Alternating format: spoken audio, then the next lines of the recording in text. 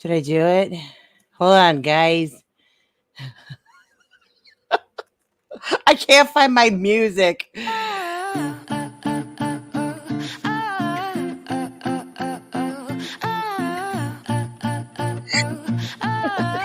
Sorry.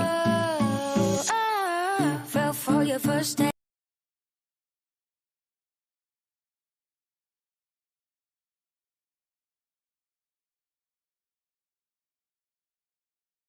I just realized something. I have to. Oh, I got to turn the monitor off on this because I am hearing it twice. Crap. Well, I see what's going on. I see what's going on. Let me close this. That's what's happening. There.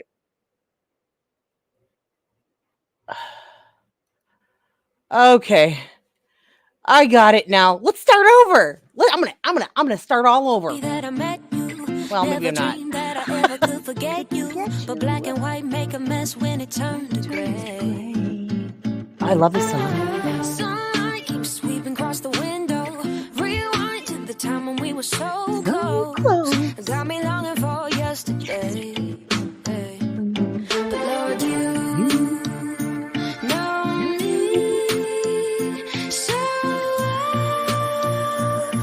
I can be a little punk sometimes. I'll be right back, you guys. But don't leave me alone. Bust down the door to my heart like it's your home. Don't need no keys. I'm on my knees, begging you please. I gotta settle this thing once and for all. You got my heart, my soul. You can have it all. I'm on my knees, begging you please, Lord. Don't leave me alone.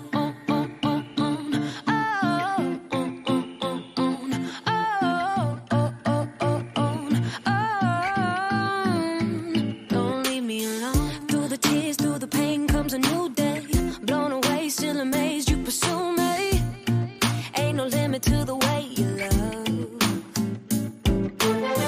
Don't stop. Lord, I need you like a heartbeat. Concrete. You're solid under my feet. And you're calling me up. Oh, 'cause you know me. Oh, you know me so well. And I can be a little punk sometimes. So don't leave me alone. Bust down the door to my heart like it's your home. Don't need no keys. I'm on my knees, begging you please. I gotta settle this thing once and for all. You got my heart, my soul. You can have it all. I'm on my knees, begging you please, Lord. Yeah, I say you had me in your arms, but I fell through the grasp. And yep, I had you in my heart, but I guess I relapsed. Like I'm living for the wrong reasons, through the seasons. Trying to fall for you, but then they put me on blast. It's like I try to speak my mind because I know that I'm his. And yep, I try to speak my mind, but it don't fly with them kids. Man, if I'm not talking about the newest Nikes or releases, they put the mute on me. I can't speak about my Jesus like I'm living for him. I'm slipping this in, I turn around and make the amends. I try to fit in, I mess it up and stumble again. I'm taking this pen and writing everything so I remember just how sweet that it is. Yeah, man, I got issues, I can't even lie. My only saving grace is knowing I got you inside. I'm done with saving face, I don't got a thing to hide. So don't leave me alone, keep coming day and night. Don't leave me alone. Bust down the door to my heart, Lord, it's your home. You don't need no keys. I'm on my knees, begging you please. I gotta settle this thing once and for all. You got my heart, my soul. You can have it all. I'm on my knees, begging you please, Lord. I'm on my knees, begging you please, Lord. Don't leave me alone.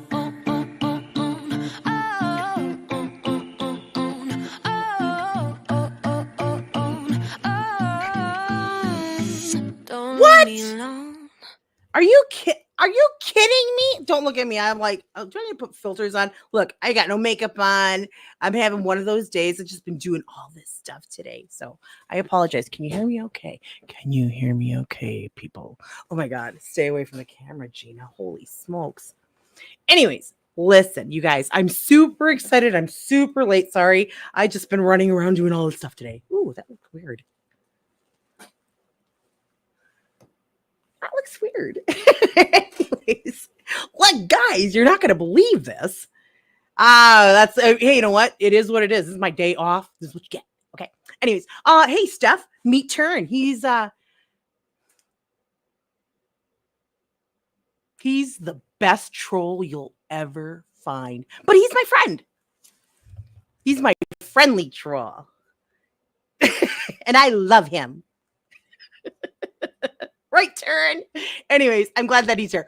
He wants to know whether I know a lot about this Enuma. What is it called? Enuma Elish. Okay, so guys, obviously we just went through the whole series with Rick Renner about, angels and the time before the flood, and then also about the whereabouts of Noah's Ark. So we just finished that, right? So of course that made me so curious because I, obviously did a lot of study on all of this stuff, and I noticed that they were talking about that there were 6 different stories of creation. Or not different. There's 6 stories of creation, and they pretty much all say the same thing, but only who's in charge is the part that I think some of these other stories or epics or myths or parables or whatever it is that they want to call them, I don't know. But I think that they are. How do I want to explain this? I actually explained this once before. And so I'm going to explain it like this. Why do I look so dark? Because I got my black jacket on. It just got back. Let me take that off. And it feels really dark. I got to turn the lights on or something. I need something brighter. What can I do here? Let's see. What do we got? What's this one? No, not that. Well, whatever. Anyways, we'll just keep it like this for now. So I went and I was like, what's going on with all of all that's going on? What makes it makes a good background? Oh, you like the dark color like this? You like, is that fabulous? If I put, what it is, hold on. I think that I'm so dark because let me change there we go. If I change the brightness of my screen that's over here, it might brighten me up a little bit. I don't know. Anyway, so after all of those, after the documentary and after listening to Rick Renner and stuff, and, I started to think, okay, there's these other 6, and we're going to go into it. So that's what the Enuma Elish actually is actually a story of creation I think from Mesopotamia, and there's a couple of different, I think there's the Sumerian, and the oh jeepers, why am I A? It starts with an A. Why can't I think of this right now? What is wrong with me today? You know what it is? I'm still hungry. Yeah. And then ancient, here we go. The Babylonian, that's what I mean. The Babylonian. So I believe that we have got to delve into this Sumerian because I believe that the Sumerian is the oldest text that you can find about creation. Anyways, there's this really cool thing that I seen, because I started looking at all these ancient manuscript things, and I'm like, how many was found where and when and how? So I actually seen that. Oh my gosh, I wonder if I could find that video. It's really, really cool. But check it out. So it had this thing where it was comparing the ancient manuscripts, okay? And in it actually, let me see if I can make this a little bit, try and make that a little bigger if I can. There we go. You only see my big head there. Wait, this way. Okay, so here we go. That's better. That big one. It's my curtain. Anyways, okay, so look at all these different manuscripts. I want to know what these different ones are. We're going to have to read this stuff. Why? Because I'm curious. Why? did all of these books, I believe, were actually, well, I don't know if all of these ones, but there's actually a few libraries that I'm very curious about. And one is the library in Nineveh.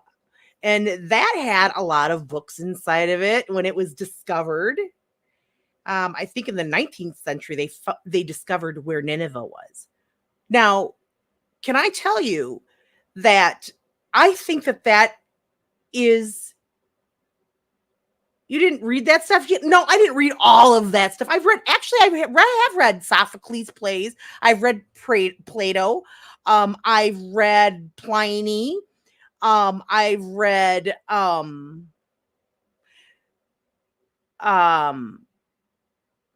I I don't know that I read all of Homer's Iliad, but I may have read some of it. I actually took a philosophy class in college, so we were required to read these things. So yes, I read it once, and I was, at first I was like, what? And then after going through it and reading, I was like, oh, okay, I kind of get it. And I wonder what I did a few papers on these things, and I don't even remember what I wrote. I ain't gonna lie. Anyways, but I just find it very interesting that, like, they know about all of these people, like Sophocles and Plato and all these writings that they've found, right? But look at the New Testament.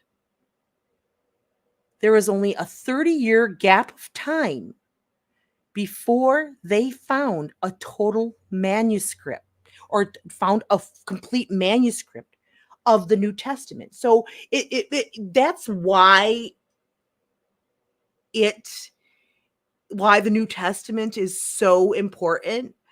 I think, wait, you seriously read those kinds of works, classical? Yeah, I did, haven't you? They were hard to grasp. They were very hard to grasp. Some, that, and like Epicurus, stuff like that. I read that. I've read a lot of different things. Now everything's on audiobook, which is really freaking cool, by the way.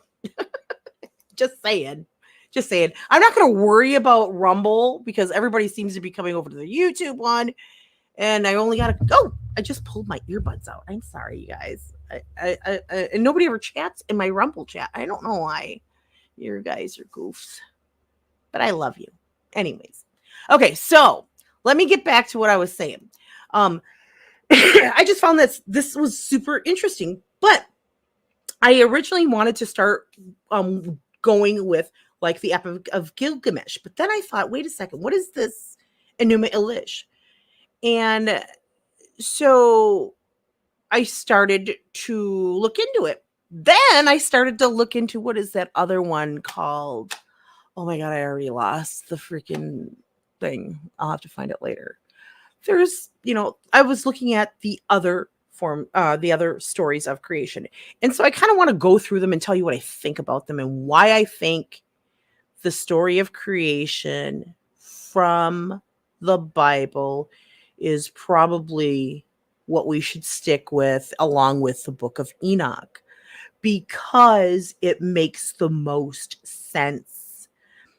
And it all comes from basically one lineage, one line that really, for all of it, it really follows the lineage and of, basically Adam and of course Noah after the flood.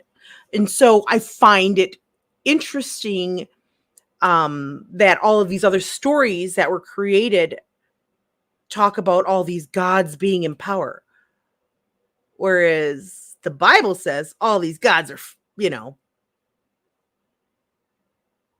there, people worship them and all that. But really, they were the fallen angels, the ones that were walking around and wreaking havoc on the earth, basically, during the time of Jared, right before the flood, the time before the flood, right? Right. So the stories that lead up to that time is really interesting, and that's where the Enuma Elish comes in. So let's the video that I chose to use as our reference point is from a channel called The Study of Antiquity and the Middle Ages, and I've watched a lot of their videos, and I thought that this one seemed to be pretty complete, and I really enjoyed that they put a lot of pictures in with ancient pictures that you would see, the cuneiform that they would find, the tablets, and things like that. So I thought it was like probably the best one for us to work with. And let me see if I can. I think I'm actually going to pull it up this way because every time I try to do it with my sound the other way, it's so stupid. Anyways, let me get myself back to where I was. Oh, here, let's go back to this. Actually, that wasn't, no, here, wait, no, this one. That's better. That's better. A little more colorful. And I feel like I need to put a bright background. Oh, I keep doing that. Anyways, okay, so let's get started. Let's start with the video. And you know what? I'm probably going to talk probably during the whole thing, but I am going to turn my video off, and maybe I might mute myself for a little bit because I want to eat. I'm super hungry, guys. I was not planning very well today. Okay. I ain't even gonna lie. True story. Okay. Let's do this. Let me pull this up a little bit better. Okay. All right, here we go. The Enuma Elish, the Babylonian epic of creation. It says it's 1 hour and 17 minutes. I don't know if I might fast forward through some of that. We don't know. Let's find out. Okay. All right.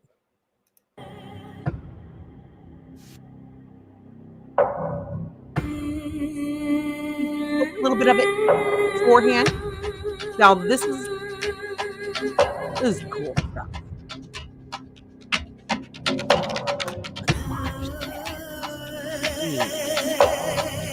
How it compares, because there are some parts in here I want to point out. This recording is brought to you by Ancient History Encyclopedia and the YouTube channel The Study of Antiquity and the Middle Ages. And the link link is inside of the description, so you will have the description if you want to go and watch it again or watch different parts of it again. Enuma Elish, the Babylonian epic of creation.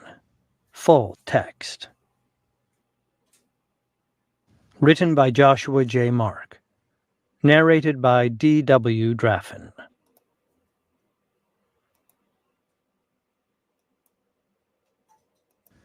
The Enuma Elish, also known as the Seven Tablets of Creation, is the Mesopotamian creation myth whose title is derived from the opening lines of the piece When on High. All of the tablets containing the myth, found at Ashur, Kish, Ashurbanipal's library at Nineveh, Sultan Tepe, and other excavated sites, So I date did to find circa this one in 1200 Nineveh. BCE. Nice. But their colophons indicate that these are all copies of a much older version of the myth, dating from long before the fall of Sumer Viper. in circa 1750 BCE. As Marduk, the champion of the young gods in their war against Tiamat, is of Babylonian origin, the Sumerian Ea Enki, or Enlil, is thought to have played the major role in the original version of the story. The copy found at Ashur has the god Ashur in the main role, as was the custom of the cities of Mesopotamia.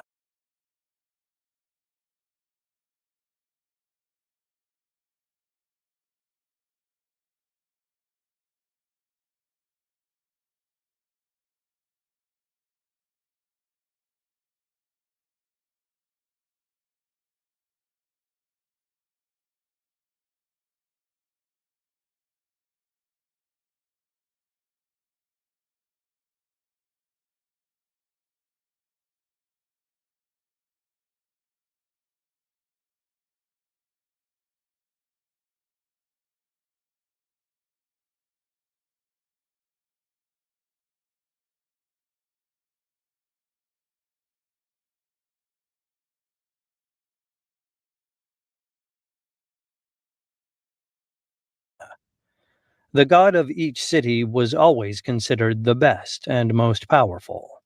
Marduk, the god of Babylon, only figures as prominently as he does in the story because most of the copies found are from Babylonian scribes.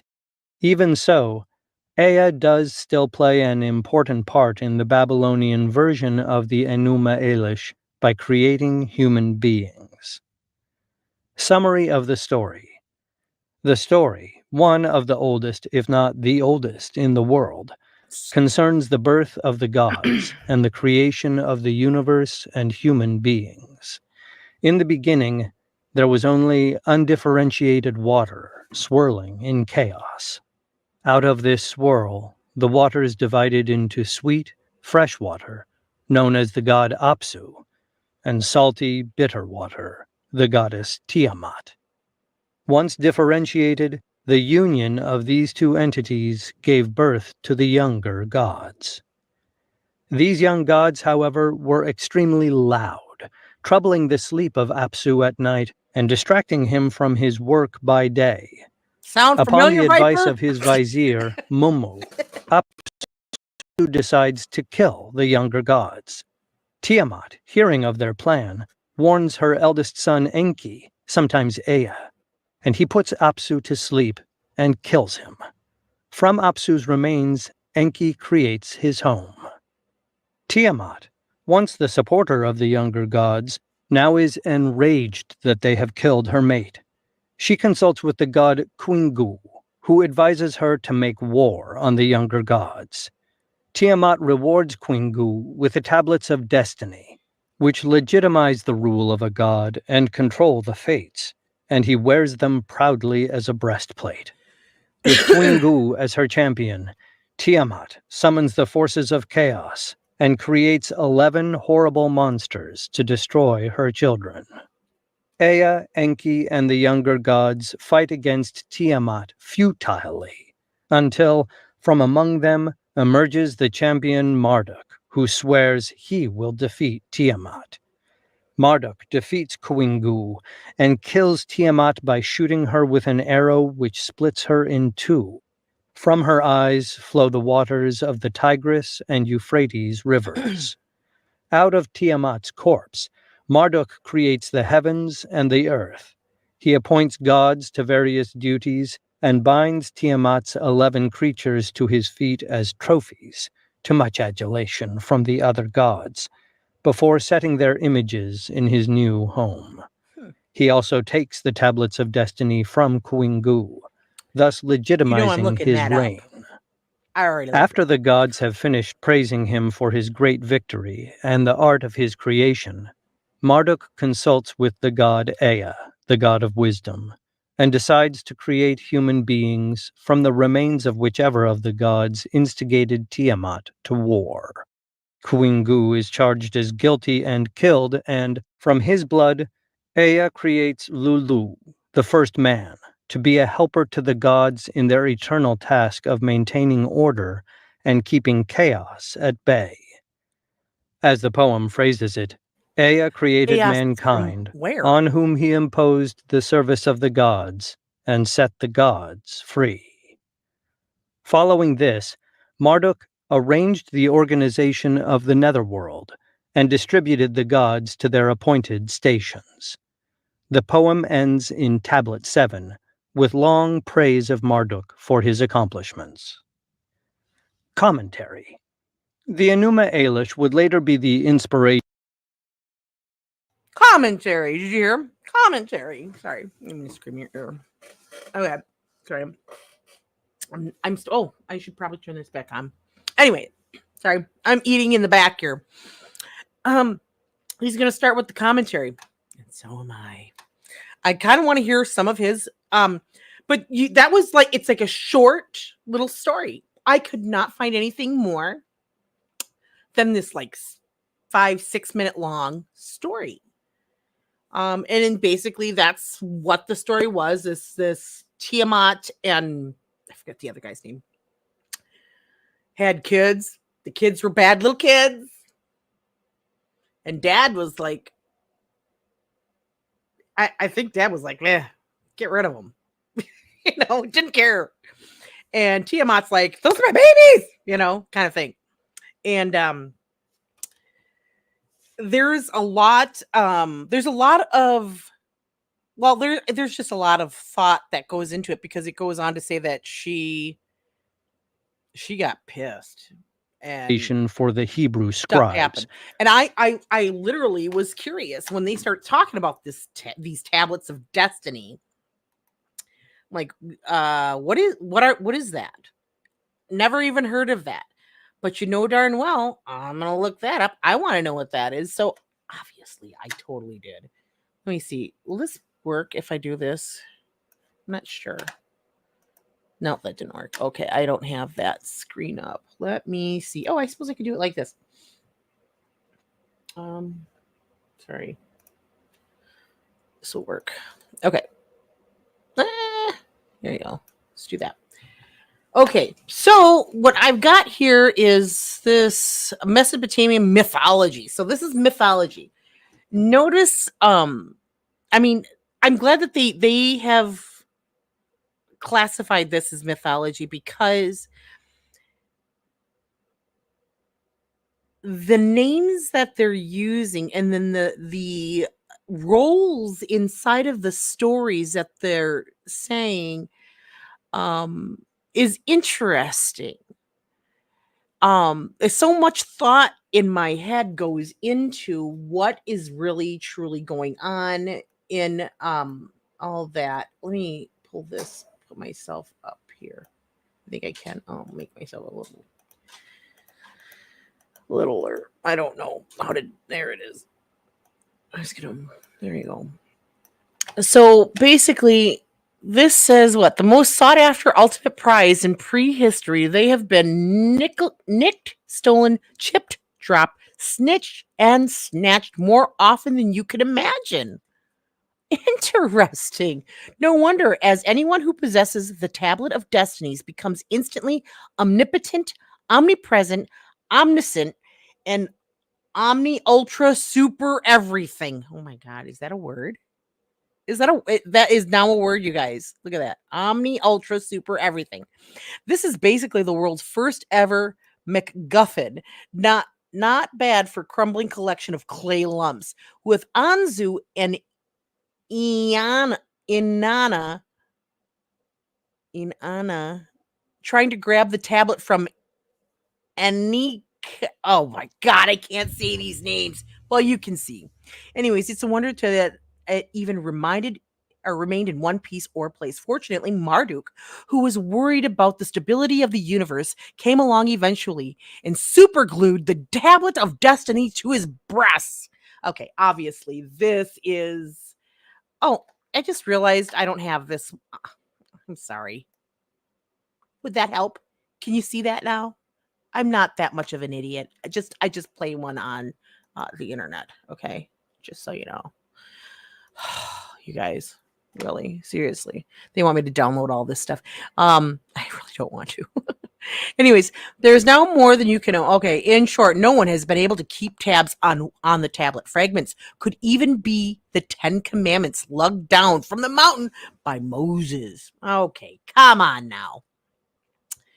I don't think so. What's going on? Is that all I get? That's all there is? Oh, there was some other stuff, I think. And I am not going to... let's do that. Well, anyways. So my thought is... I think that these fallen angels actually wrote these, because I feel like, well, if you just listen to this a little bit more and you'll get what I mean. Maybe. I don't know. I'm going to eat some more.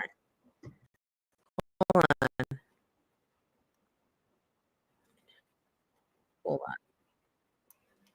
We're not going to do it like this because I don't know if you guys can hear it when it's on my screen. Let me go back here. Okay, here we go.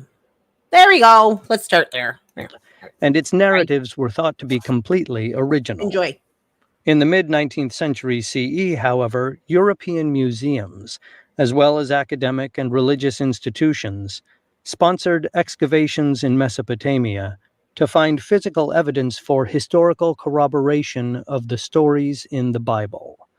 These excavations found quite the opposite, however, in that once cuneiform was translated, it was understood that a number of biblical narratives were Mesopotamian in origin. Interesting. Famous stories such as the fall of man and the Great Flood were originally conceived and written down in Sumer, translated and modified later in Babylon, and reworked by the Assyrians before they were used by the Hebrew scribes for the versions which appear in the Bible. Although the basic paradigm of the biblical narratives and the Mesopotamian stories align closely, there are still significant differences, as noted by scholar Stephen Bertman. Both Genesis and Enuma Elish are religious texts which detail and celebrate cultural origins. Genesis describes the origin and founding of the Jewish people under the guidance of the Lord. Enuma Elish recounts the origin and founding of Babylon under the leadership of the god Marduk. Contained in each work is a story of how the cosmos and man were created. Each work begins by describing the watery chaos and primeval darkness that once filled the universe.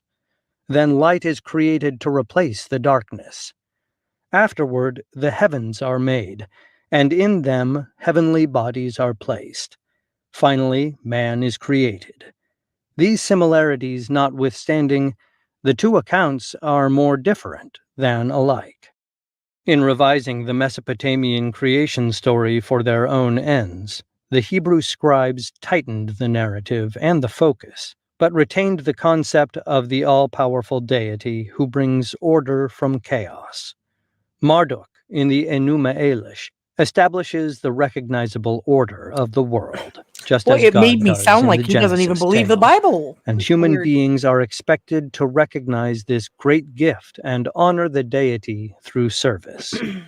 In Mesopotamia, in fact, it was thought that humans were co-workers with the gods to maintain the gift of creation and keep the forces of chaos at bay. The Enuma Elish in Babylon.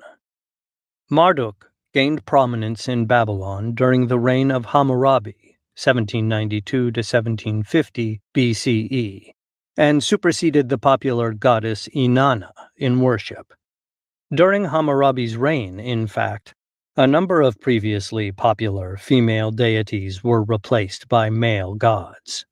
The Enuma Elish, praising Marduk as the most powerful of all the gods, therefore became increasingly popular as the god himself rose in prominence and his city of Babylon grew in power.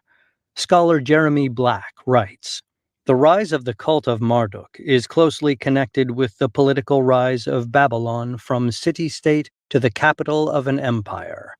From the Kassite period, Marduk became more and more important until it was possible for the author of the Babylonian epic of creation to maintain that not only was Marduk king of all the gods, but that many of the latter were no more than aspects of his persona." The Enuma Elish was read and recited widely throughout Mesopotamia.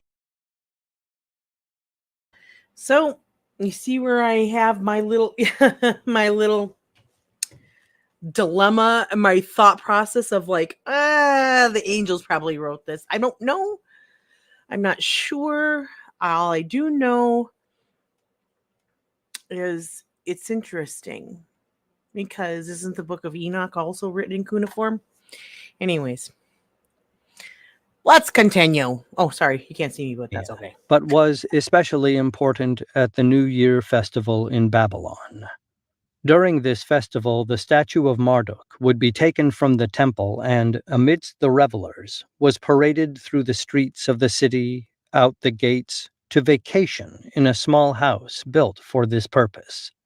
The Enuma Elish, especially, it is thought, the praise from Tablet 7, would be sung or chanted during this procession. The text of Enuma Elish.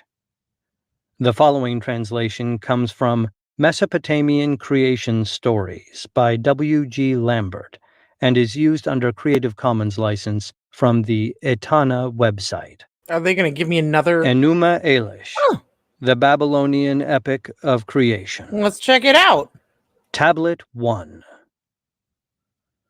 When the heavens above did not exist, and earth beneath had not come into being, there was Apsu, the first in order, their begetter, and demiurge Tiamat, who gave birth to them all. They had mingled their waters together, before meadowland had coalesced and reed-bed was to be found, when not one of the gods had been formed, or had come into being, when no destinies had been decreed. The gods were created within them. Lahmu and Lahamu were formed and came into being. While they grew and increased in stature, Anshar and Kishar, who excelled them, were created. They prolonged their days, they multiplied their years. Anu, their son, could rival his father's. Anu, the son, equaled Anshar, and Anu begat Nudimud, his own equal. Nudimud was the champion among his fathers, profoundly discerning, wise, of robust strength, very much stronger than his father's begetter Anshar. He had no rival among the gods, his brothers. The divine brothers came together. Their clamor got loud, throwing Tiamat into a turmoil. They jarred the nerves of Tiamat, and by their dancing they spread alarm in They got on their mother's nerves. Anduruna. Apsu did not diminish their clamor, and Tiamat was silent when confronted with them. Their conduct was displeasing to her, yet though their behavior was not good, she wished to spare them. Thereupon Apsu, the begetter of the great gods, called Okay, so are they telling me that she's going to have mercy on them? He wasn't going to kill them because they were being bad? Well, I mean, I guess I'm not sure what they're trying to say. What do they usually do to discipline their children? Were these the first children ever? I mean, there's a lot of questions here. Let's continue. Mumu, his vizier, and addressed Mumu. him. Vizier Mumu, who gratifies my pleasure, come, let us go to Tiamat. They went and sat, facing Tiamat, as they conferred about the gods, their sons. Apsu opened his mouth and addressed Tiamat.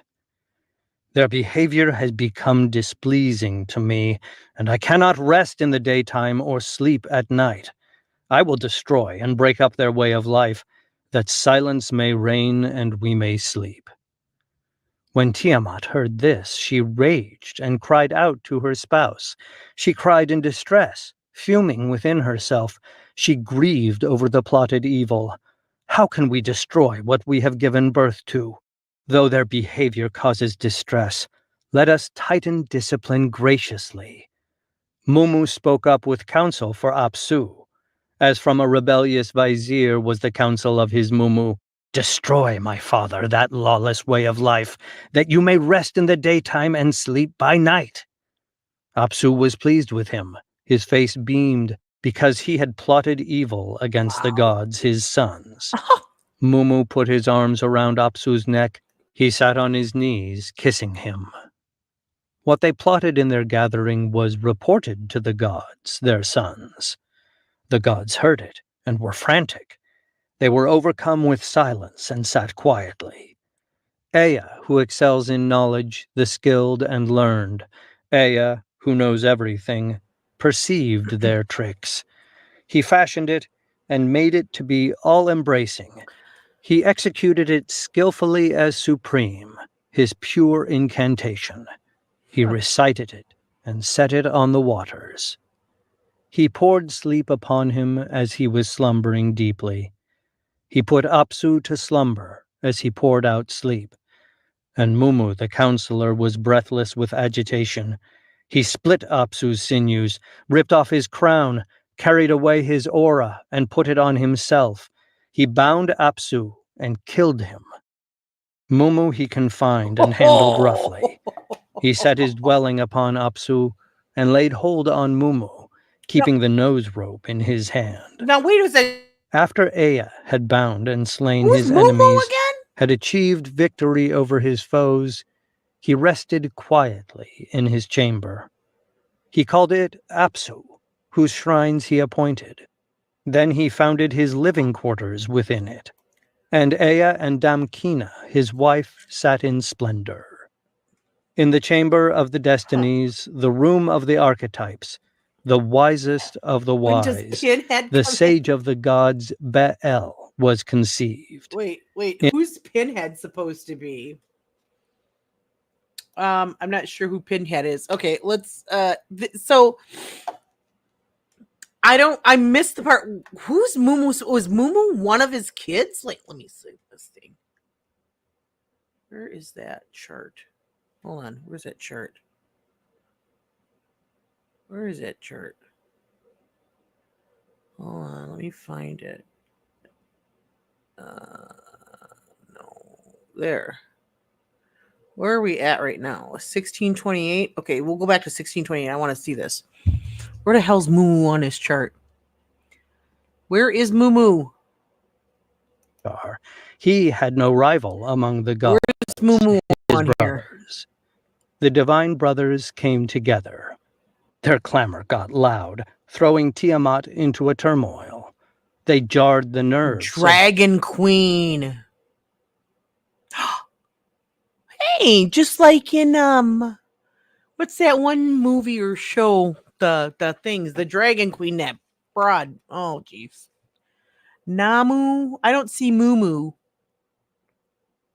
Tiamat. Okay, And well, by let's get their back to dancing, her. they spread alarm in Andor. In the chamber of the destinies, the room of the archetypes, I don't the know. wisest of the wise, the sage of the gods, Beel, was conceived. In Apsu was Marduk Beel. born. Baal. In pure Apsu was Marduk born. Ea his father begat him. Damkina Apsu, his mother bore him. was He Marduk sucked the born. breasts of goddesses. A nurse reared him and filled him with terror. His figure was well developed. The glance of his eyes was dazzling. His growth was manly. He was mighty from the beginning. Anu, his father's begetter, saw him. He exulted and smiled, his heart filled with joy. Anu rendered him perfect. His divinity was remarkable, and he became very lofty, excelling them in his attributes. His members were incomprehensibly wonderful, incapable of being grasped with the mind, hard even to look on. 4 were his eyes, 4 his There's a ears. picture of Flame shot forth as he moved his lips. His 4 ears grew large, and his eyes likewise took in everything. His figure was lofty and superior in comparison with the gods. His limbs were surpassing. His nature was superior. Mari Utu, the sun god, the sun god of the gods. He was clothed with the aura of the 10 gods, so exalted was his strength. The 50 dreads were loaded upon him. Anu formed and gave birth to the 4 winds. He delivered them to him. My son, let them whirl.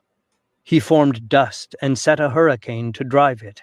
He made a wave to bring consternation on Tiamat. Tiamat was confounded. Day and night she was frantic. The gods took no rest. In their minds, they plotted evil and addressed their mother Tiamat. When Apsu, your spouse, was killed, you did not go at his side, but sat quietly. The 4 dreadful winds have been fashioned to throw you into confusion, and we cannot sleep. You gave no thought to Apsu, your spouse, nor to Mumu, who is a prisoner. Now you sit alone. Henceforth you will be in frantic consternation, and as for us, who cannot rest, you do not love us. Consider our burden. Our eyes are hollow. Break the immovable yoke, that we may sleep. Make battle, avenge them. reduced to nothingness. So when there's Tiamat heard spaces, obviously, the that means speech they don't pleased have her. that. She said, "Let us make demons, as you have advised." The gods assembled within her. They conceived evil against the gods, their begetters. And took the side of Tiamat, fiercely plotting, unresting by night and day, lusting for battle, raging, storming. They set up a host to bring about conflict. Mother Hubur, who forms everything, supplied irresistible weapons and gave birth to giant serpents. They had sharp teeth. They were merciless. With poison instead of blood, she filled their bodies. Hold on. So they started talking about like the winds and stuff like that. So I want to pause if this part because I wanted to pull up something that I thought was important. So let me take that down. Oh my god, I look terrible. God, I didn't put a filter on or something. Holy shit, you guys. Oh, sorry. I swear. Try not to. All right, hold on. Let me stop that screen. I'm going to show you something that's actually in the Book of Enoch because it's important. I do believe the words of the Book of Enoch, and not just some of them. I actually believe the whole book. 1, 2, 3, 4, and 5. At this point, I'm gonna go with all 5 right now. Right now, I'm just dabbling into book 4 in depth, and I haven't shared any of that stuff with you quite yet. But it actually all helps me to tell you guys my thought process on this and how basically the whole goal of all of this is to kind of show people there is one true God. And I didn't know that he could be explained so wonderfully before.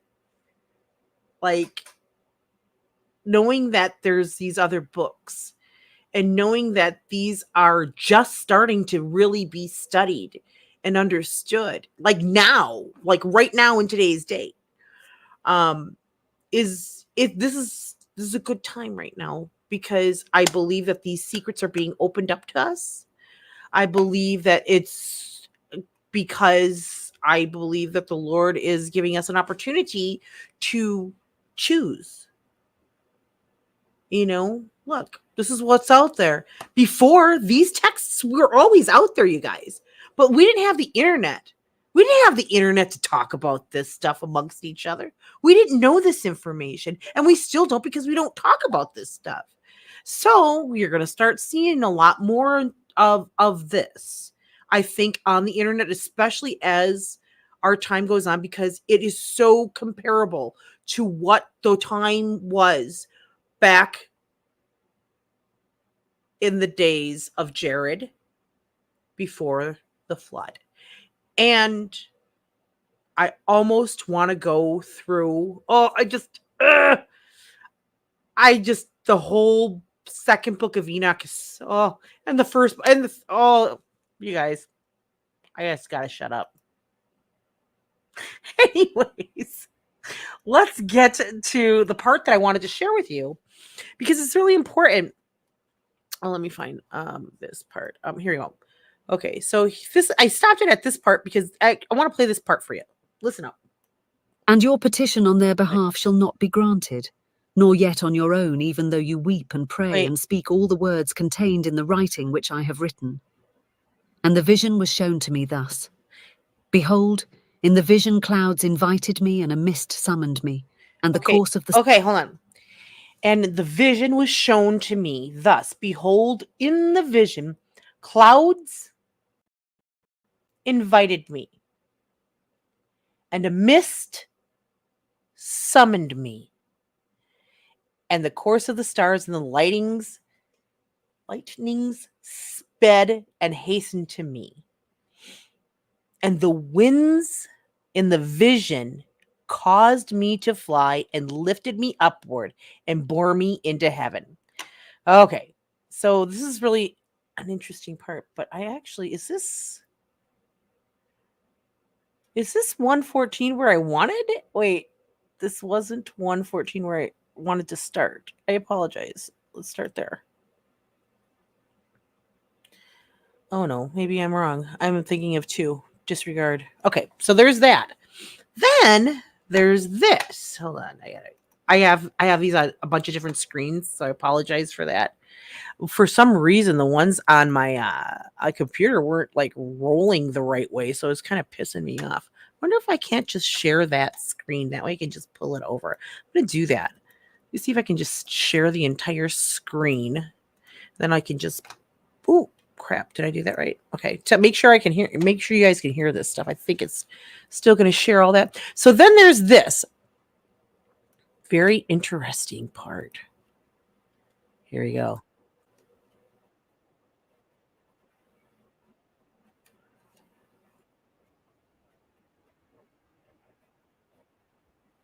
Okay, so remember, a whirlwind it picked him up, or basically all these the whirlwind. Okay, before the mist was talking to him, all that other. What did he say? Let me go back to that thing. It said, "Oh crap! Oh crap! I just totally left it out." Anyways, all of these things in this book, in the book of Enoch, it actually talks about the rain and the storehouses for the rain and the mist and the dew and all of these places, and that they're governed and overseen by spirits or angels, and it's really kind of cool. So I want you to be mindful of that aspect of it. Okay.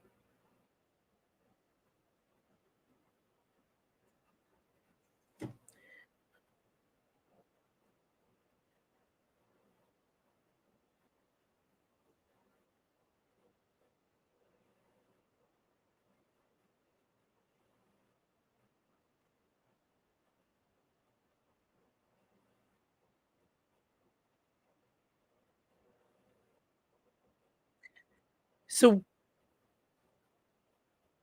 we're gonna go to, I think, probably scripture 30, 25, 25, I think.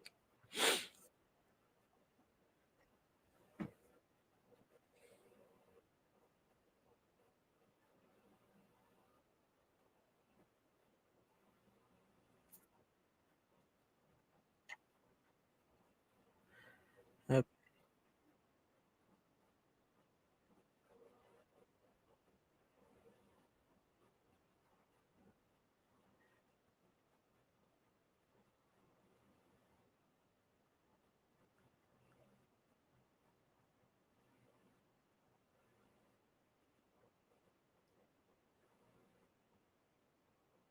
Okay. Couple more. Oh, hold on. I want to get to the one where he says, okay, this is what he says.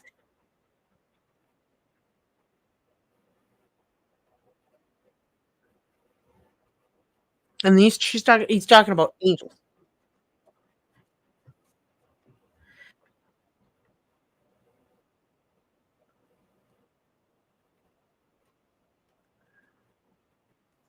This where it gets bad.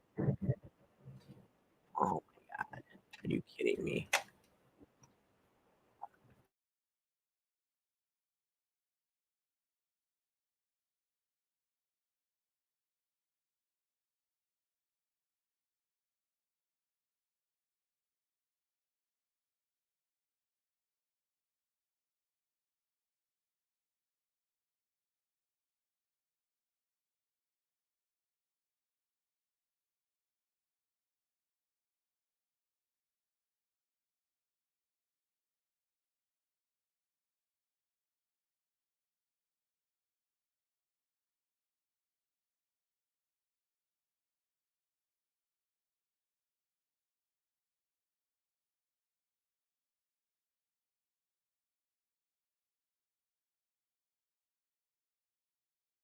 Hi, Queen. How are you, honey?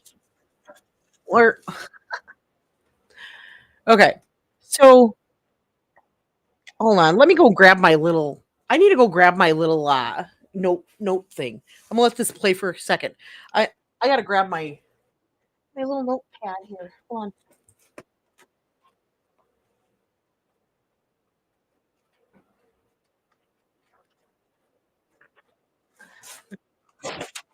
Okay.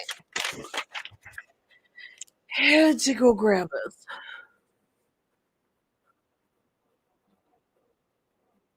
Okay. So I wanted to get to yeah, second Enoch. This 35 he says, and there I saw the mansions. Now you guys know I have been having probably should turn my camera back on. I apologize, guys. I keep turning it on. My dad came to the door. He's knocking on the door. I'm like, Dad, I'm kind of busy right now. Anyways, and there I saw the mansions of the elect and the mansions of the holy, and mine eyes saw there all the sinners being driven from thence which deny the name of the Lord of spirits and being dragged off. Now,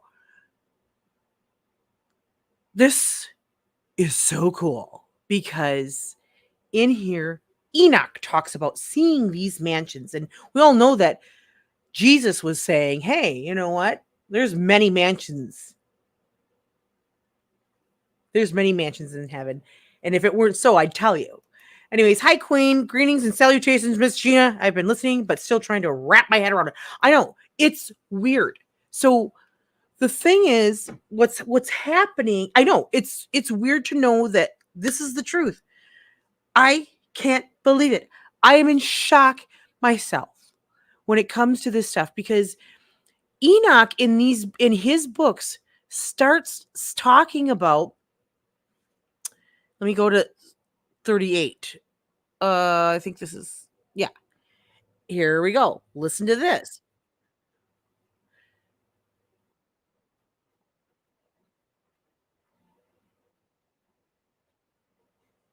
Actually, you know what? Let me go back because I want you to hear this.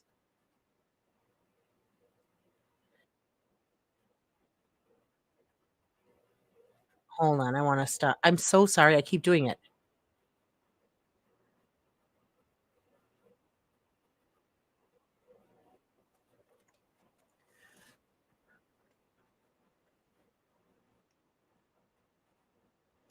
Okay, so love that. And there mine eyes saw the secrets of the lightning and of the thunder and the secrets, how they are divided. It actually, I don't know if it's in this book or it might be in book 4. I don't know. I think it's actually in this book, where or it might be in book 1, where he talks about these chambers um of the south, north, south, east, and west winds. In fact, I think he comes up to it right here. Here you go. Let's look.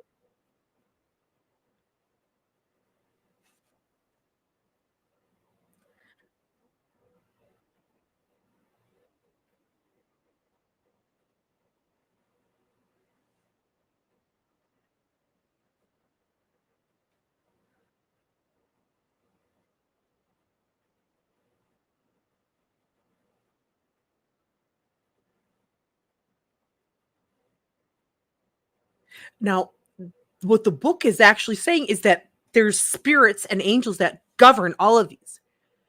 Now, when those 200 fell, things got all jacked up, okay? But there are some people, some of those angels were supposed to be monitoring some of these things when they left. And they weren't allowed to go back to their old stations after they had left and, uh, mated with the women and things like that.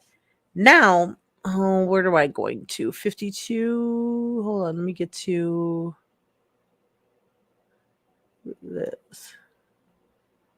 Okay,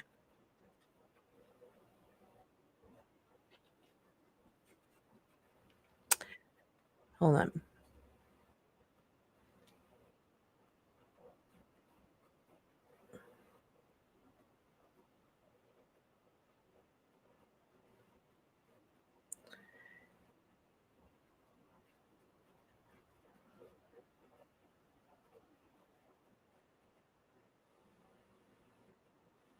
So this is pretty cool. We're gonna go a little further into this one and go to now. I wanted to point out that part about there being chambers and people and there being spirits and angels governing the winds and the mists and the rains and the dew and things like that. All different. They all have a different spirit or angel. And in that story of Enuma Elish, what were they saying? They were talking about how they had sent them somewhere or they had done something with them. We'll have to go back and revisit that. But they're appointed. They don't they're there. They're being governed by God, not by this. I don't know why they're calling this Marduk, and I don't know if they're trying to say that this Marduk is supposed to be Enoch or Jesus or God or whatever it is. I'm not really sure. It really got confusing to me. But I thought this was another little cool little part. Let me see if I can find it. Here it is. Here we go. Here we go. Here we go. This is interesting.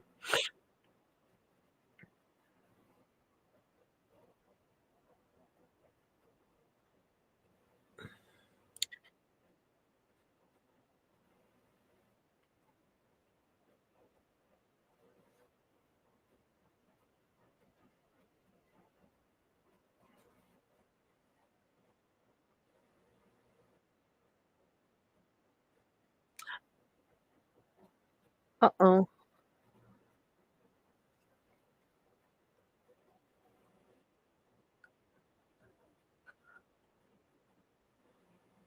This is the part.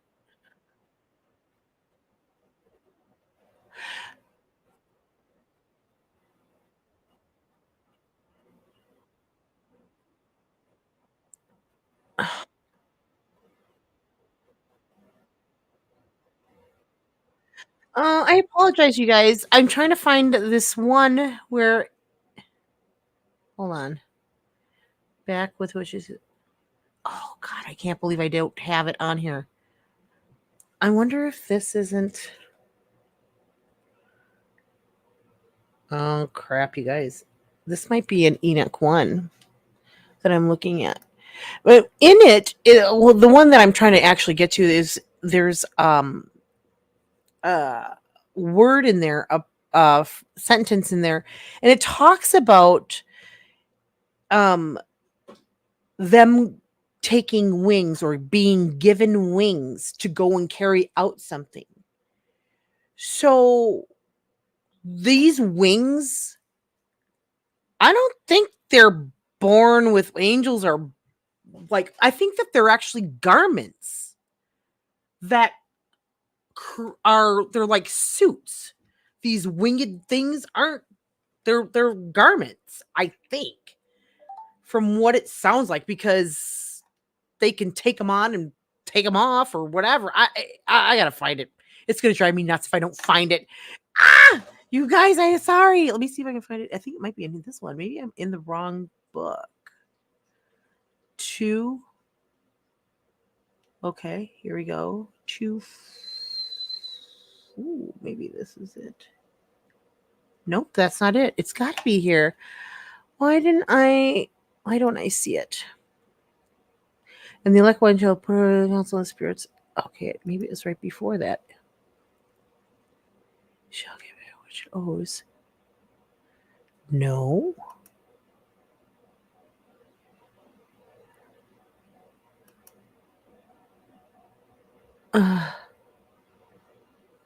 I'm so sorry. I swear to God, I had it here and I thought I wrote it down right and I did not. And so it makes me so mad.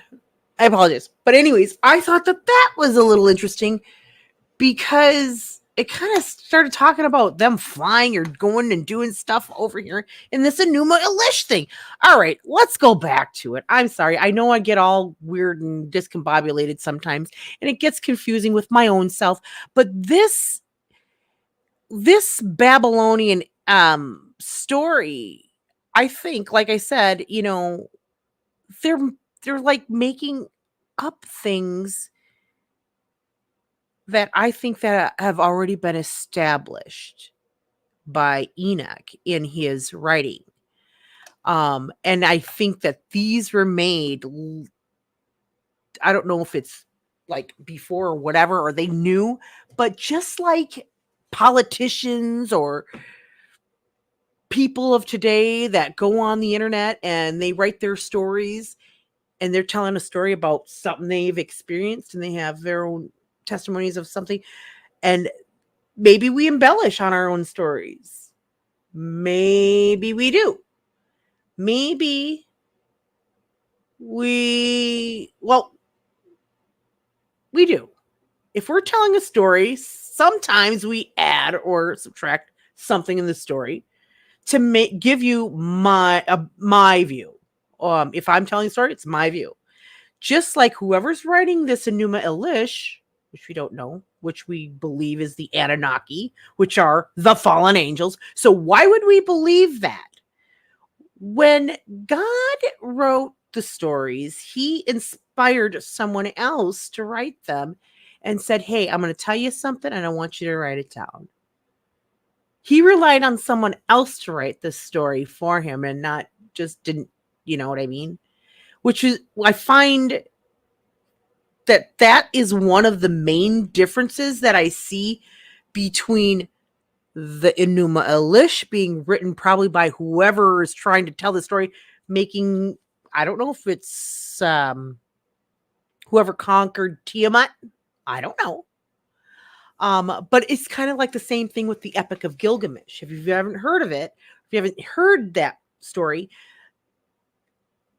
I believe that King Gilgamesh writes the story or has his scribe write the story as he dictates it because he wants it. He wants to tell it the way he sees it. And so I find that a wee bit interesting in all of that. For the most part, it's interesting to know that this is just one of the stories that the Anunnaki wrote. There's a few others. So I actually did take a peek at some of them. We're not going to go in that today, right? At least not right now. I need to take a break. I don't know about you. Gina I'm doing God's work. I'm not nervous. I said 52. Did I say 52? I put 42 on here. I know I was looking for it. But in there, it's really cool. I will find it because I actually have it written down under wings. I'm like, what's that mean? So we're going to come back to that eventually. I don't know if it'll be today, but maybe I can. I don't know. But I have a special surprise for you guys who didn't get a chance to witness my creation. Just kidding. No, I was reading the Book of Enoch, and he was talking about seeing this golden river, this golden looking river, and everything in it was gold, or what did they say it was? The color was, oh, jeepers.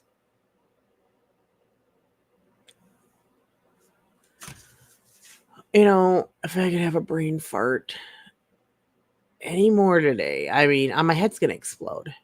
It really is. It's just one of those days. I have been so busy, you guys. Let's take a break.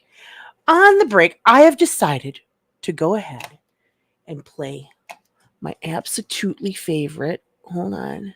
My absolutely favorite new video that I just put out. It's actually it's like a 9-minute video. And it's of an oil painting I just did. And I just, I was actually doing Trump calls I was doing political phone calls during it. So anyways, it's pretty cool. Sorry, Turn. I don't know if you're like not a Trumpy.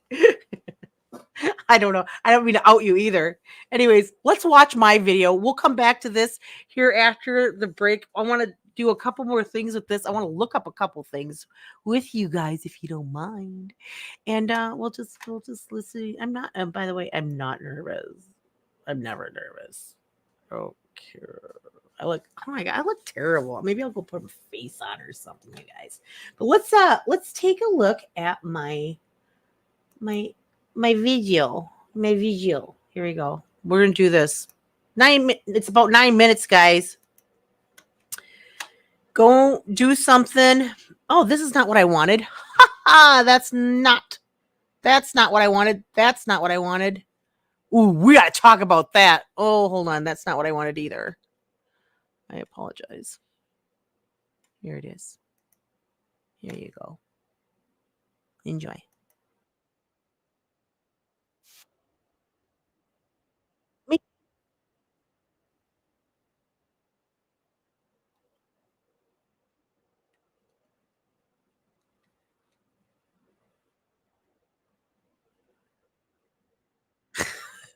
Can you hear the sound on there? I'm not sure.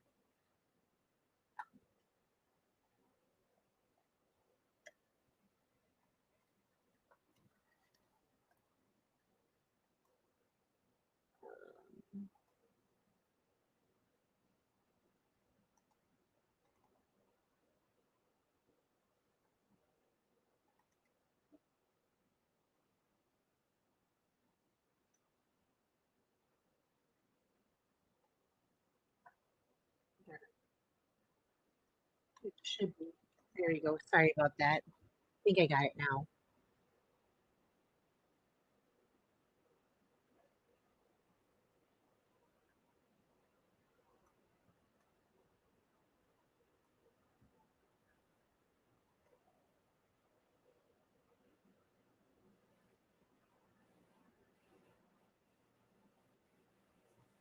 Is there sound now?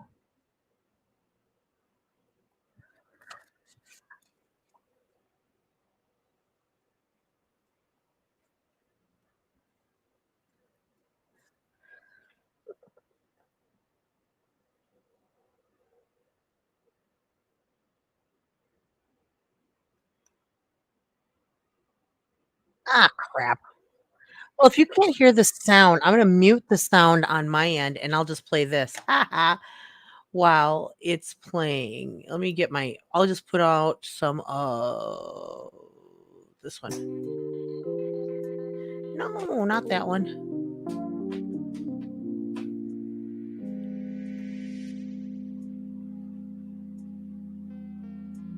Uh,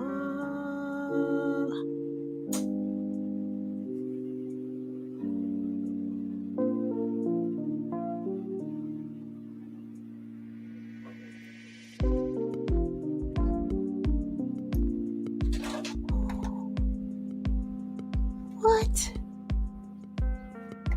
No way. I want to see if that works. I'm gonna try something else. Hold on, guys. Let me see something.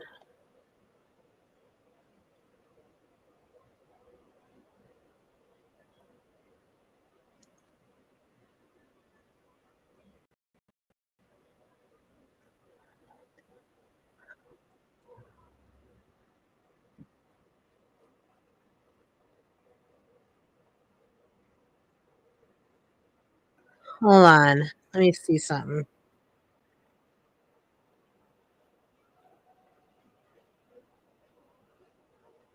Sorry.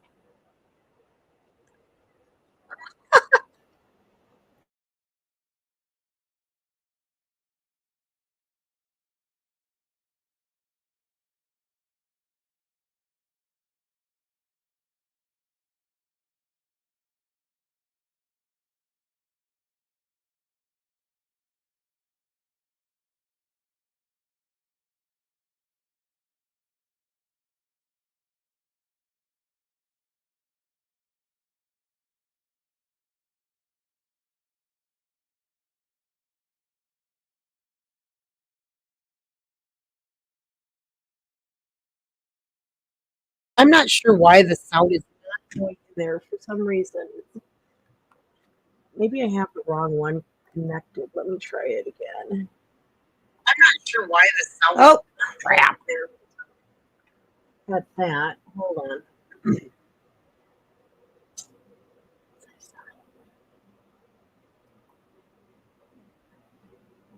Okay. And output. Okay. No. I have no idea why it's not doing that, but it's so weird. Eh.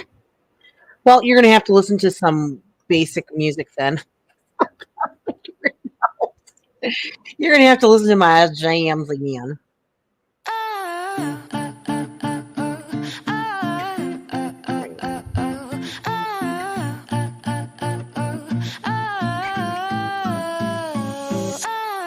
Fell for your first day that I met you. Never dreamed that I ever could forget you. But black and white make a mess when it turned to gray. Come on. Sunlight keeps Why is this happening?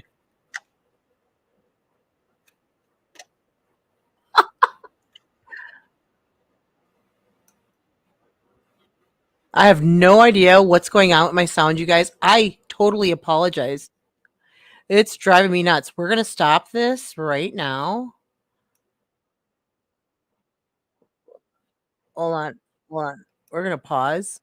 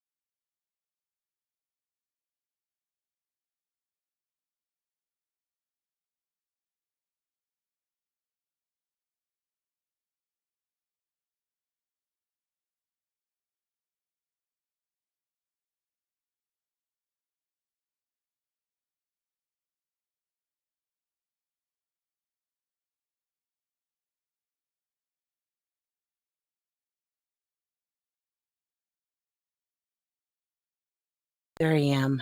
There I am.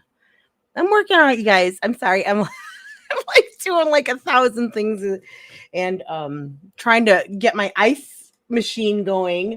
I just was gonna go and pour myself some soda, and I'm like, I got no ice. Oh my god. I feel like I'm like, you guys don't look at me. I don't like have any makeup on or nothing. I'm like, that is too close up. Oof, here. Make myself small. Hold on. I don't like that. It is over. That is some fast painting is right. You know what I actually have? I kind of have like I'm like just putting some finishing touches on the fight, the victory, Trump victory, the fight scene. So I'm almost have that painting done, and I got most of the video done, but I'm not going to show that today. But you know, you guys have seen some of it, but I got the stars on there and everything like that. So, anyways, today I struggled a little bit with what I wanted to tell you guys about and what I wanted to talk about because there's so many things that I want to go on to this Epic of Gilgamesh because I find it so interesting. That and the Book of Giants. The Book of Giants is a short it's actually a short book. It's a short entry. And it is part of the Dead Sea Scrolls. And it's not complete, which sucks. I do not feel that I learned a lot about, you know what? I didn't learn a lot about the Enuma Elish other than I believe that it was demons or the fallen angels that created the story. That's what I think. And I also think that one of those fallen angels was repentant, was very sorry that he did that he fell. And once he learned of his fate and his children's fate, I believe that him and whoever he mated with at that point had made their own oath to never again betray God and not to lead mankind astray. And they tried to stop what they were doing. However, it didn't really work out for them. Although who knows if that was favorable to them or not? I don't think so. I don't know. I'm still learning. I'm still learning, and you guys are gonna. If you guys actually watched all the crap that I watch about this stuff, it'd be annoying. I listen to the Book of Enoch almost every day, like the whole book. Oh, because I'm always finding something new. I actually have to fix one of my videos that I made on the second book because or the first book or something. I think I have like 2 of the same verses inside there. It repeated itself. I just noticed that today. So I'm working on that. And I got a little bit more proofreading to do on my book 3, which is the story of Noah. Obviously, the third book of Enoch is the birth of Noah. And it talks about how Noah was born with this white hair, and his dad was like, "Look, he doesn't even look like me. Are you sure he's mine?" And the angels of God said, "Yes, he's yours." Now, there's another story out there that says, "Oh no, an angel, and it was a virgin birth, and that, or that it was, she was inseminated by a spirit." Well, I'm not sure that that's true. I don't know that I believe that. I'm not sure about that. Because in the actual book of Enoch, in that book, his dad does go to Enoch and says, "Hey,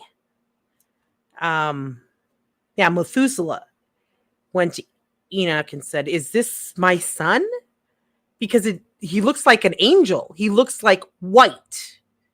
Like, I guess they have they're very fair and like albino. I mean, and it's so funny because whenever I have the visions of, or I want to paint an angel, they're bluish or silver or white, or they're illuminated. And And I don't know how to get that out on the canvas sometimes because they're glowing is what it's like. A light emits from them. And if you've ever been in heavenly places or if you've ever been surrounded by God's glory or any of that, you will know exactly what I mean. So, and I think there's a few of you that come into the chat that actually have had God experiences or angel experiences or things like that. And it's a cool thing. It's very, in my visions, they are covered with strobe lights. Does it involve Molly?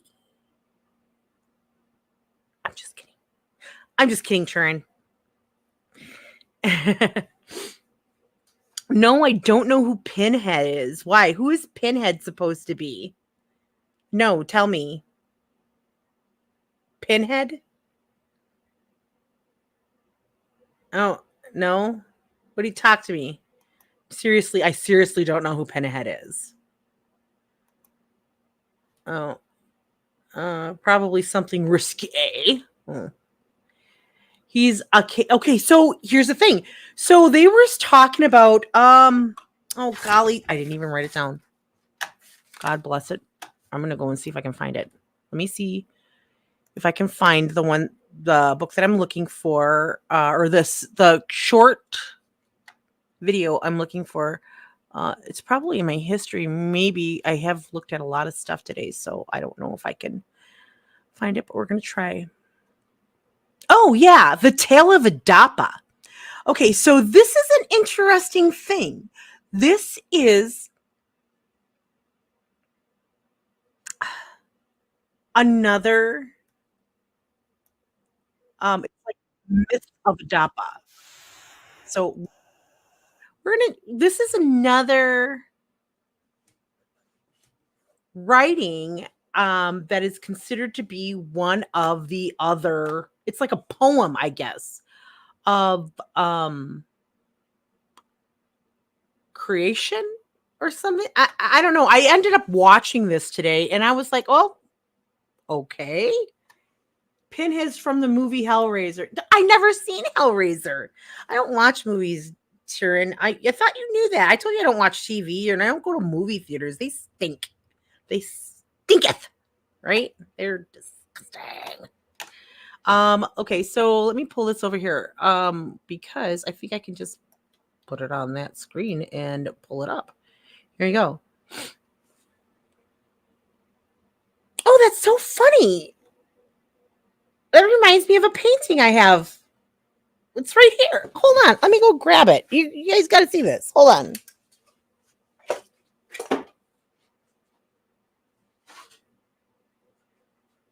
I shit you not. Look at this.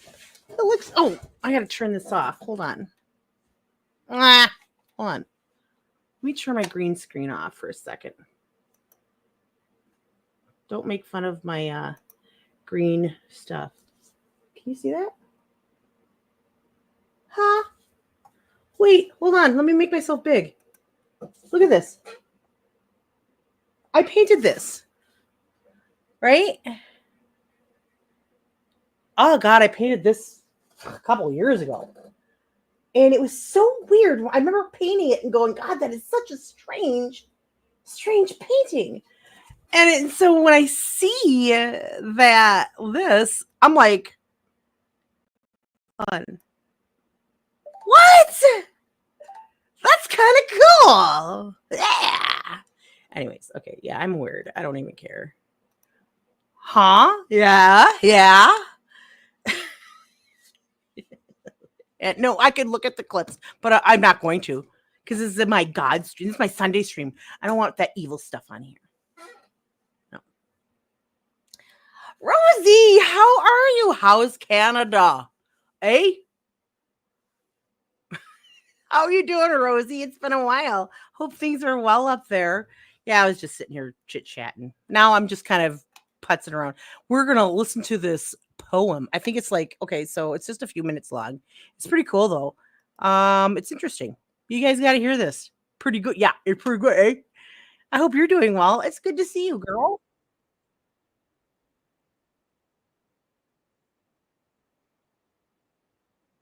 I'll have to put this link. Well, hold on. Let me change this because I forgot. I didn't have my earbuds on. Let me change that. Hold on, Miss. I apologize. Guys.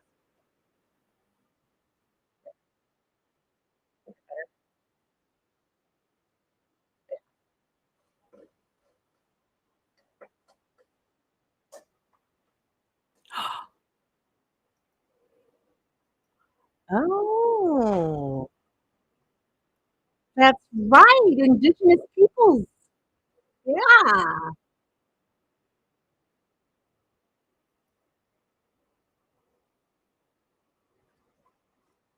Hold on. Oh,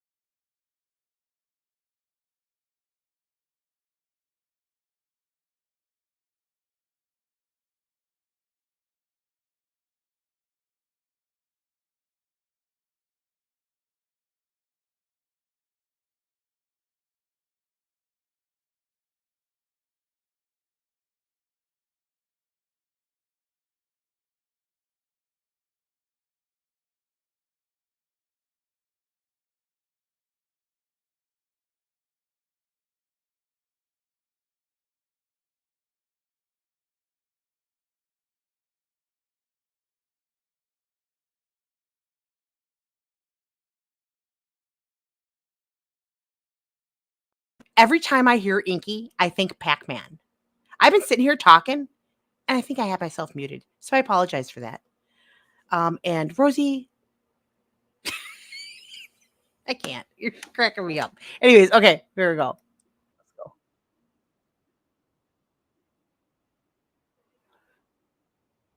go. Yeah, you mean in his pit of freaking where God bound him in the chains?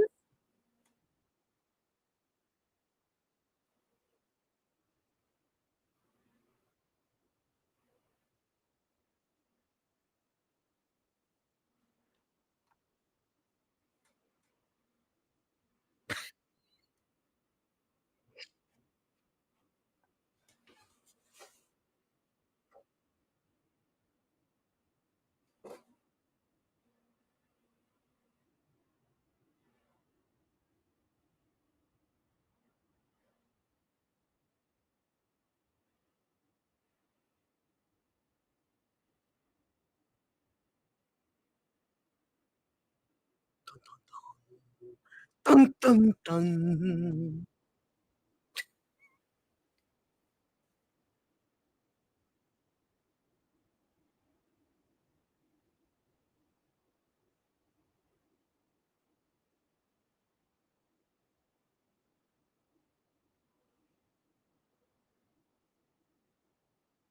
Friday. His name was Friday?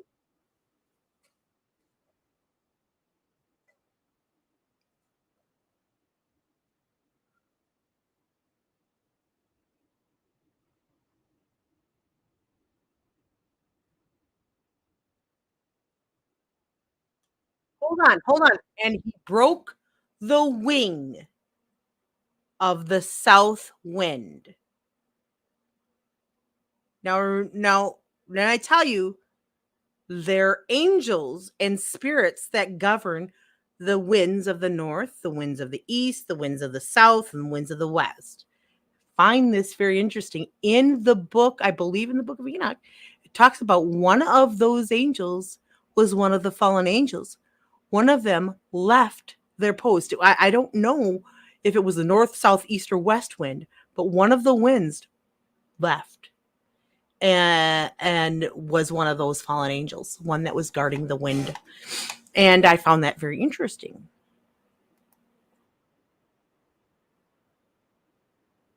Hold on, hold on.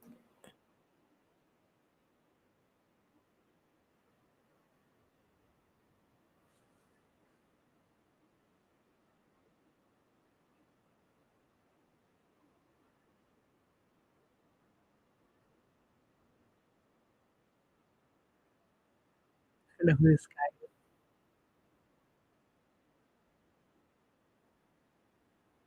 He's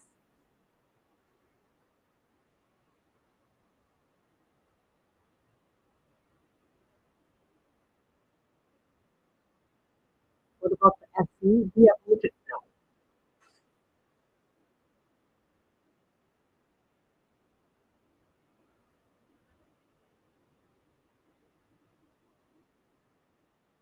I don't know about all this. I think this is the part where I stopped watching this. Let's watch it. It's only 14 minutes.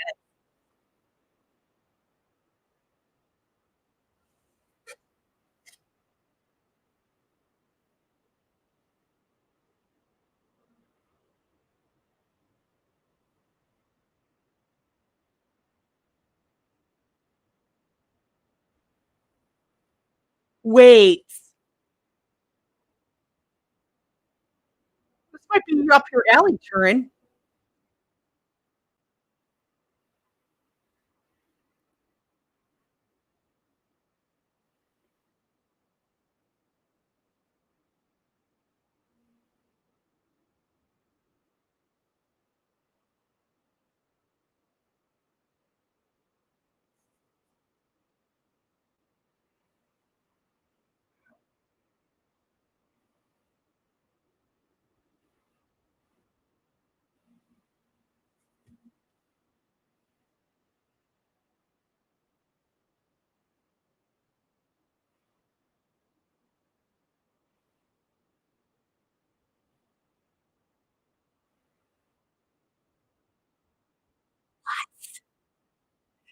There's got to be.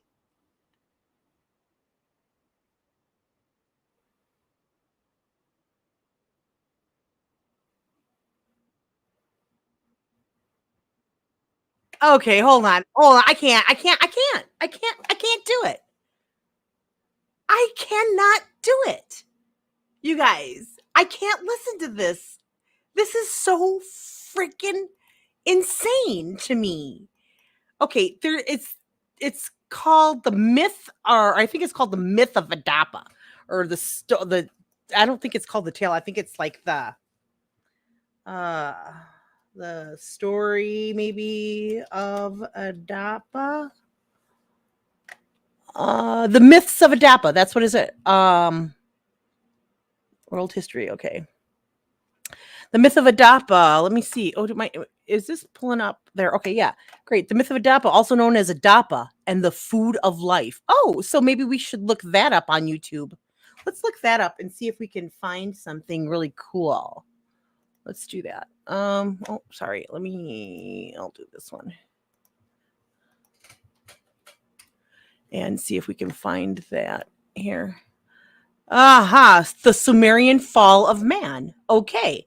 It's about 7 minutes. Should we try it? Let's try it. Yeah, let's do this one. There we go. Oh, here we go. Tablet one.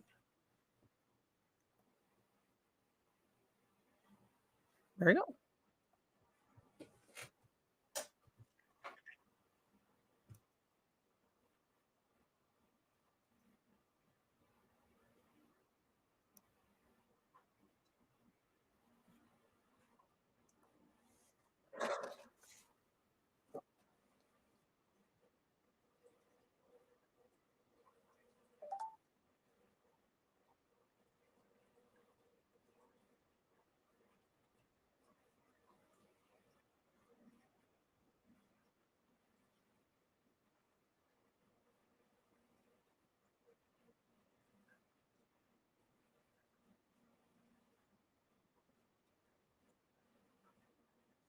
Hey, Farmer Fred.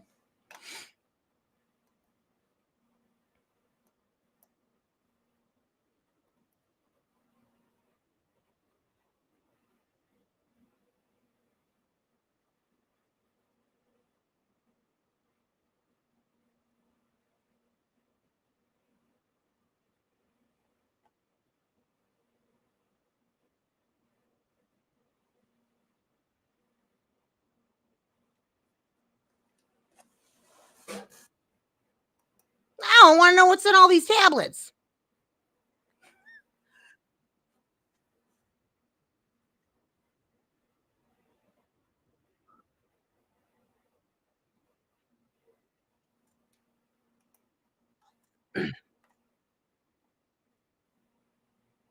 What? Okay. So an angel can have wings that break, or was it an angel? The south wind, was that one that was obedient or disobedient to his appointment?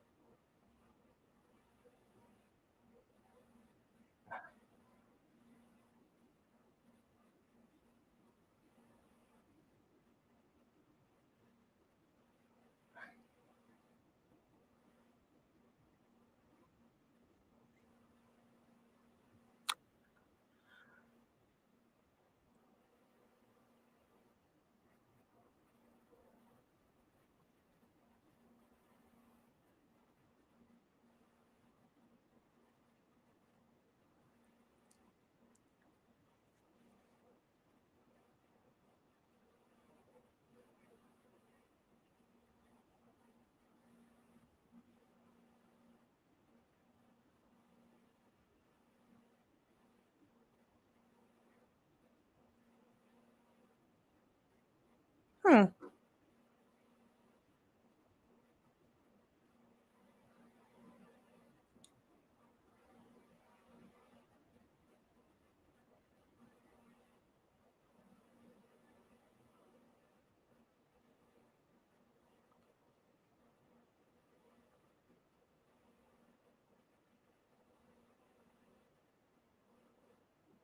Anu must have a mansion there.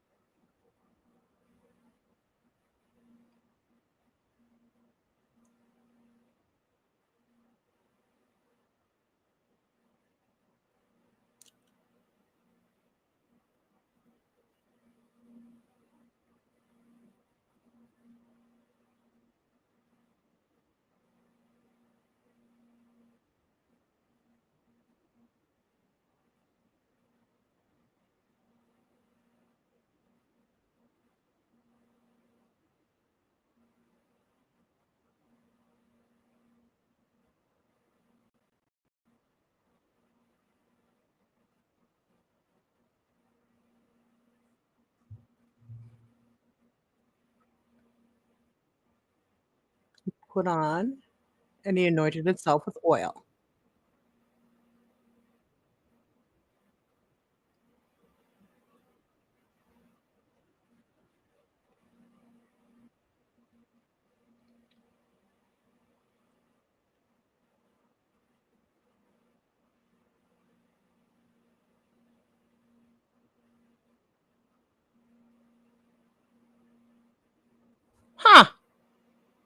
This must be the last one.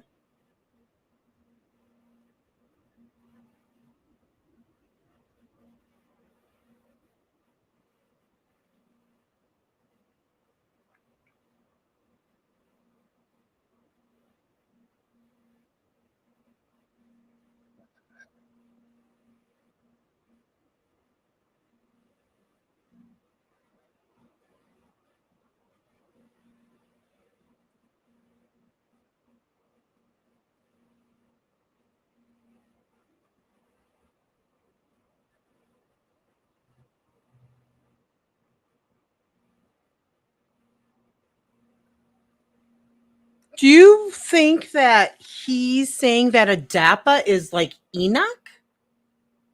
Because that's what he's trying to make it sound like. So, anyways, this Anu person is, I believe, isn't he like one of the like the father of Gilgamesh or some sort of?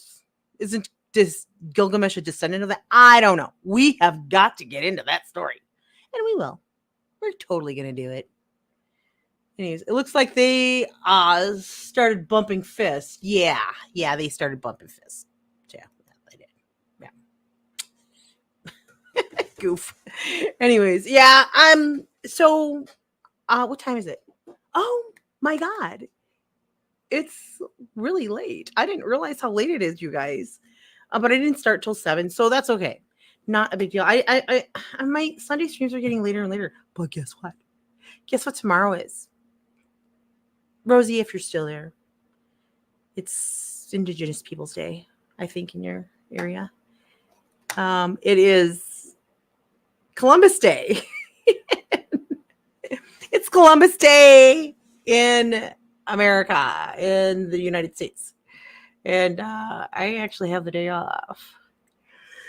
You know, because I gotta celebrate Columbus Day, like we all do in America. Anyway, okay. I think that's, you know what? I played my song, but I didn't play. You know what? We're gonna play my outro. Is there anything else you guys want to see or hear before I go? I already showed you my video of my painting, and it's kind of, sorry, it got all jacked up. I have decent music. It's actually in my videos tab. So if you want to go and watch the whole thing, go ahead. I might try to make a short out of it. I don't know. I am going to be doing some painting tomorrow too. I am Turin knows I'm a little shy about painting, but and I'll paint, but I'll paint. Well, like I like to paint in the background, so I've just been recording it and making the videos rather than painting live. But I should do some more live painting because I tend to get crazy sometimes when I'm painting live. You know, get in the spirit. You know, I don't know. Anyways, thank you guys for joining me. I will talk to you guys. I don't know. I want to do a political like stream later. Maybe not tonight. I don't know. Maybe I'll stay up super late tonight. We don't know. But tomorrow, because there's a lot going on in Minnesota and a lot to talk about, especially with Governor Walz, who nobody likes, obviously, for obvious reasons. I just want to tell you guys, I dialed over 3,000 people this weekend or this past 2 weeks for the Trump campaign. I'm super excited. So if you guys do go vote, make sure you vote Trump. There, I said it. No, I'm not getting drunk tomorrow. God. No, but you know who's going to be here? Guess who's going to be here tomorrow, Turin? My purple baby. My purple baby. Yes, my baby boy. Wesley's coming over tomorrow. I'm so excited. I cannot wait to hang out with him all day long. We might go up to the lake. It depends on how nice the weather is. We got to take the wagon out. You know, we're going to go around the neighborhood with our Trump signs and see if anybody wants one. That's what we're going to do. I've got it all planned out. We're going to make a picnic out of it too. True story, bro. Anyways, I will talk to you guys later. Thank you so much. And I will see you guys. I'll see you guys this week sometime. I'm sure of it. Okay. Bye, guys.